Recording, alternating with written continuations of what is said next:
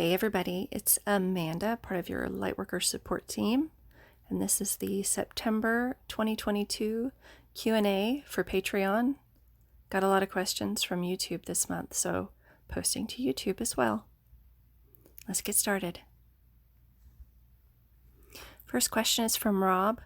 Will there be a record set for extreme temperatures this winter in central USA, or how does the winter look this year?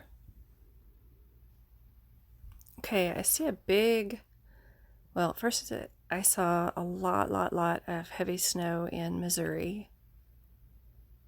So, St. Louis, be prepared. Southern Missouri is, mostly where I was looking, but there seems to be a big area of snow for this winter that goes from maybe the northwest edge of Texas, through Oklahoma, runs up, through Missouri and up to the Great Lakes on a diagonal.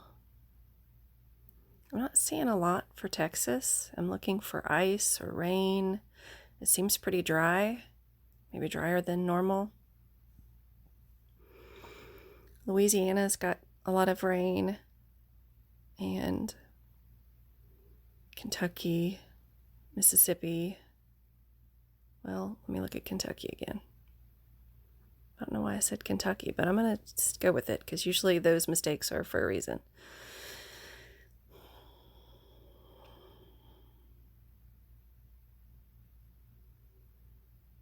And, definitely Mississippi.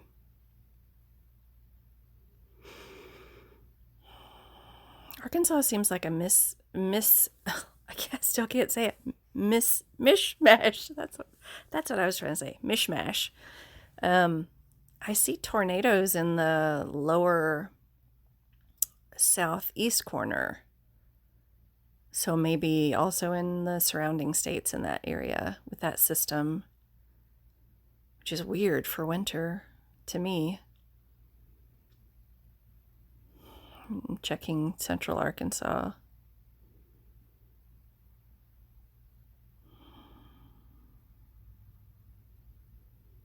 It just seems pretty normal for winter. I do see snow in northwest Arkansas, but it seems like it's not determined yet. It could go very heavy snow along with that system that brings really heavy snow into Missouri, or it could just not miss us, but sort of like, I don't know how to explain it. Somehow we don't get as much in northwest Arkansas, which is like the probability is looking like that now. Not as much as they do north of us and northwest of us.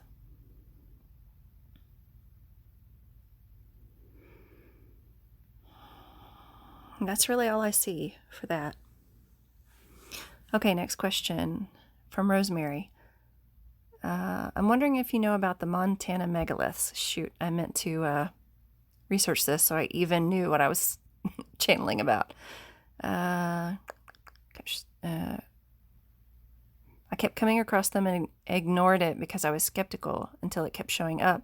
So I decided to look into it and the work of Julie Ryder. Apparently they are remnants from very ancient civilizations with similar structures all over the world.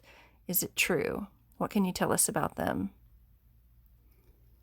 And as it's on the topic of rock formations, what can you tell us about the origins of our mysterious and sacred Uluru here in Australia? I don't know if I said that right. What significance does it hold for the shift we are going through? Thanks. Okay, so first, very ancient civilizations with similar structures all over the world. Is it true? I didn't look into this, but I do know that we do have, I know there's some stone structures like in North Carolina, Oklahoma. There's some stone with weird writing in Oklahoma. So my immediate feeling is, yeah, it's true. Some other cultures have been here before, but let me tap in and see what they have to say about that. Okay, this is interesting. So they're saying that sometimes dimensions overlap, and when we start being open to ideas like of ancient civilizations, then we may get to see things from those ancient civilizations in our dimensional reality. So, people that don't know anything about it are not going to know anything about them, right? But it's like we're open to the idea of something else, and so we can see those things. We notice them. And, most people will go their whole lives and not know anything about them. And I always think I sound crazy, and I do. But they're relating it to the Sasquatch, Bigfoot sort of trend, that it's just another dimensional reality that we can sometimes see. It blends our two realities at points, at times, where we're just in the right alignment with it. The two different dimensions in the same space, and we can see things that are very strange to us and not normal. Okay, what was the other part of that? Okay. Rock formations. The origins of our mysterious and sacred Uluru.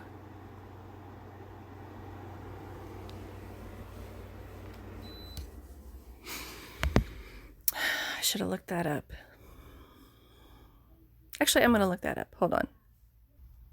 Okay, that's exactly what I thought it was. I just wanted to see a picture. I didn't read anything about it, but...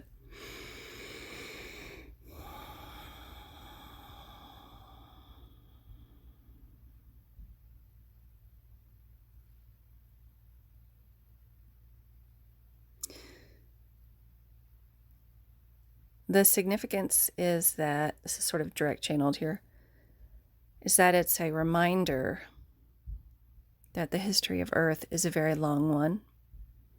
There have been many cultures that have come and gone.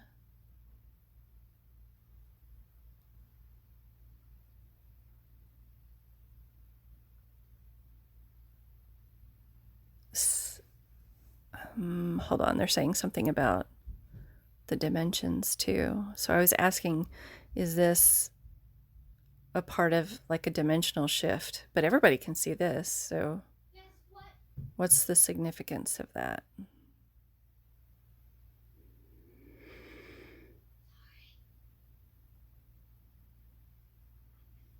It made the shift before our culture came into existence. So it's like that part of another dimensional civilization it became merged with ours before, we were even aware enough to be a civilization ourselves. And that, meaning the native Australian, I can't remember what they're called, Aborigines?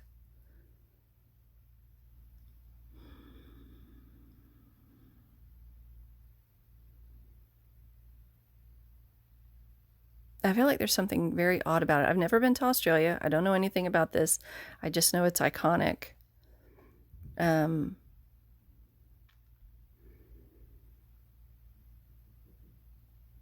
I feel like it's so very out of place. Like maybe it was part of something else, and the something else is not here, but only that is here. Like a complex of something. Does it have a role in the shift?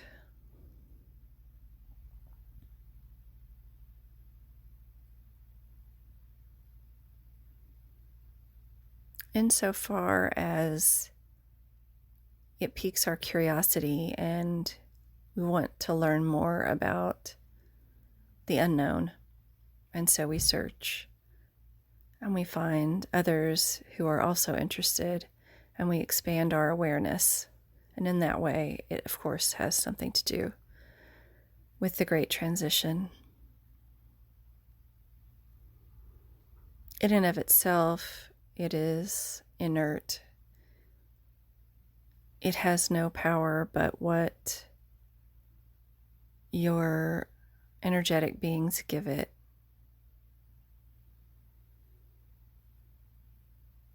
They're saying it's like somebody says they saw a ghost in a famous place, and then everybody goes to the famous place expecting to see a ghost. Well, they're adding their energy to the idea that there's a ghost there. So they, in a way, create ghosts, create things that happen there. Even if they're not there, every person that comes there expecting to see a ghost is adding their energy to that idea. So that energy is going to be there. And eventually someone, with enough, I would say, like power to focus that thought will cause it to, move things and, cause feelings of dread or feelings of being scared. I'm not saying there's no such thing as ghosts. There are, but they're saying, that the power of this monument, so to speak, comes from the energy that we all give it. Okay. Whew. Okay, from Pepper Tree. So apparently many different beings are messing with Earth for their own reasons. While they seem smarter than us, at least more scientifically advanced, aren't they still just more layers of this third density game? Seems like they're fighting amongst themselves and selfishly experimenting, just like us Earthlings, no more advanced, really. What's the difference between them and beings who are truly, for lack of a better word, ethereal? That's a good question.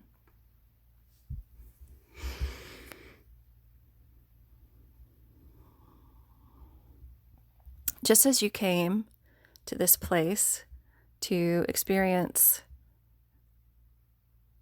whatever your desires on Earth, these beings come here to experience as well. And as this is a polarized world,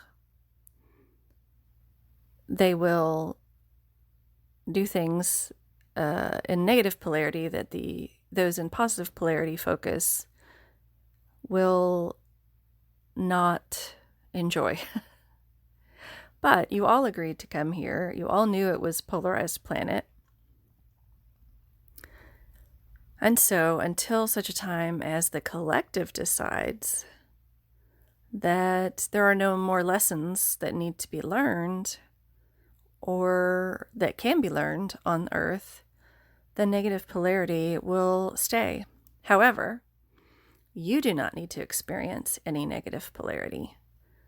You can focus your energy and shift into a reality where the negative polarity no longer exists for you. This is a time of what you have been calling the shift, and we have been calling the Great Transition, where you realize that you have the free will and the ability to shift your reality of Earth into that which you most want. In other words, you focus on your positive aspects and your positive wants, what you want to see in the world, and you shift into the reality where you see that. You become that self in that reality. So there isn't just one or two dimensions that we can shift back and forth. It seems like there are a lot, like shades of reality, shades of dimensions. So those that want to dabble in the negative polarity stuff will stay with the negative polarity dimensions, whereas we can move up away from the negative dimensions and still be on Earth. So, if you focus your energy on more positive things, then you move into a slightly more positive dimension. And then the more you focus and get used to that, then you move up again. But when you focus back down on the negative, then you go back down into the negative and you live there in that polarity. Wow, that's cool. Where do the Arcturians fit into the mix? The Arcturians are not embodied. They don't interfere. You have to ask for help. You have to have the intention to work with them, or not work. I hate that word. Interact with them. Like you have to, like I sat down and practiced getting in state and then meditating and then trying to connect with guides, and they were available. So that's who I connected to. And I think it's easy for them. I think they've become accustomed to working with our energies to match enough to get messages back and forth, if that makes sense. They don't, to my knowledge, they're just helpers. They don't have negative polarity. They don't contain negative polarity. So they just send us love and give us broader perspective advice. They don't fight negative polarity because they know that not only does negative polarity serve a purpose for us, whoever wants to interact with it, but if you fight against something, you just add energy to it. So they just choose not to be in a reality, be in a state where they interact with negative polarity at all. Like they don't have it. So, all right, last question. Visual thinker. If we have the power to create our own reality, then why is it, I love this question, why is it that when I state and declare, along with many of us, that I do not want the aches, pains, chronic fatigue, and all the other ascension symptoms to be a part of my reality, it still is very much a part of my reality? Is there a proper way to declare, word it so that it can be lifted, or are we stuck with these majorly uncomfortable growing pains?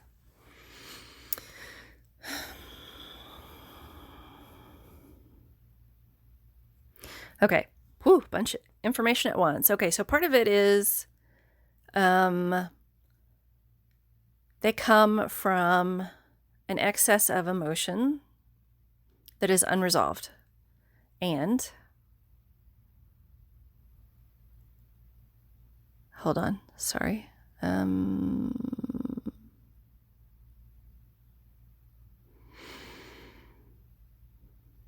Okay, and that it can be from a long time ago. So even if you've shifted your emotions, you've shifted your perspective, it's still like residue in your body. And the other thing is you can always ask for help to clear it out. But it shows you where you still need work. So you can ask your guides and helpers to help you remove it. And what they will do is they will bring up situations or put you in the path of situations or interactions where you'll be given an opportunity to resolve something that is causing the ache or pain. So I'm asking, how do we know how to resolve it the right way if we didn't do it before?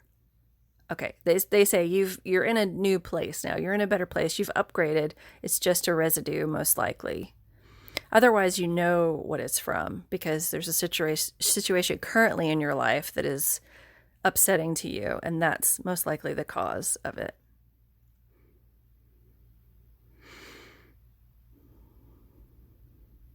I was thinking of Louise Hay's book. Whenever I have a weird pain that I'm like, why does this hurt? This is weird.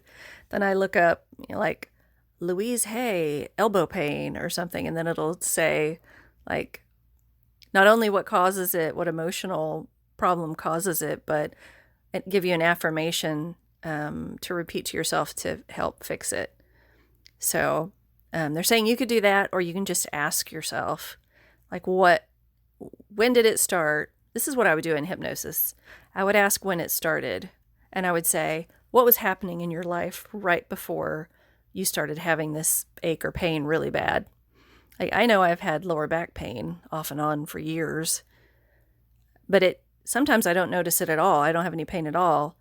And sometimes I have a lot of pain, and I know what causes it. It's just a matter of, acknowledging it and, resolving the issues, or resolving the emotion within yourself around those issues. And then, wake up the next morning and you're okay. So let's see, is there a proper way to declare or word it? I would just ask for help. I would just mentally, angels, guides, protectors, please help me remove this pain if it's not necessary anymore, or help me see what emotion it is. Or you can journal. You just journal, like, my leg really hurts, my knee is always bothering me, and I don't know why, but this is what happened, and blah, blah, blah. I don't know. Sometimes when you journal about it, just things come up that you don't know anything about. And then if you can't process those emotions, I have been loving EMDR. There are EMDR tone things on YouTube, and you just wear headphones, and then you think of the emotion that's bothering you, and it helps you process it, or the past, happening, and it helps you process it way faster than meditation alone. So I really like that. All right, I guess that's it for this month. Thank you for those of you that ask questions, and I will post the next one next month, hopefully, and I will talk to you then, maybe sooner. Much love.